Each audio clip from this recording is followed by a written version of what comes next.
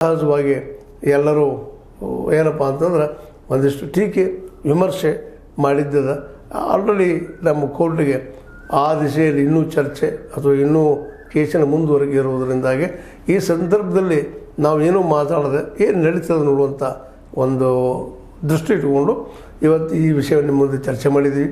ಏನೋ ಆಗಲಿ, ದರ್ಶನ್ ಅವರು ಕೇಸಿಂದ ಹೊರಗೆ ಬರಲಿ, ತಪ್ಪಿತಸ್ಥರಾಗಿದ್ದರೆ ಶಿಕ್ಷೆ ಆಗಲಿ, ಇಲ್ಲ ಅವರು ಆ ಕೇಸಿಂದ ಅಥವಾ ಪ್ರಾಸಿಕ್ಯೂಷನಿಂದ ಉಳಿಲಿ ಅನ್ನುವಂಥದ್ದು.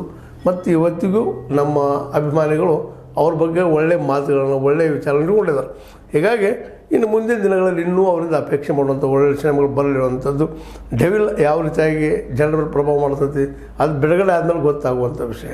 ಯಾಕಂತಂದ್ರೆ ಈ ನಡುವೆ ಆದಂಥ ಅನೇಕ ಘಟನೆಗಳಿಂದಾಗಿ ದರ್ಶನರ ಹೆಸರಿಗೆ ಮಸಿ ಬಳಿಯುವಂಥ ಕೆಲಸಗಳಾಗಿ ಹೋಗಿಬಿಟ್ಟಿದ್ದಾವೆ. ಸ್ವತಃ ಅವ್ರು ಮಾಡ್ಕೊಂಡಿದ್ದಂತ ಇವತ್ತಿನವರೆಗೆ ಅನಿಸ್ತದೆ. ಬಟ್ ಅದು ಸುಳ್ಳಾಗೋ ಜನಗಳು ಬರ್ಬೋದೇನೋ, ಸುಳ್ಳಾಗಲಿ ಅನ್ನೋದು ಅಭಿಮಾನಿಗಳ ಅಭಿಪ್ರಾಯ.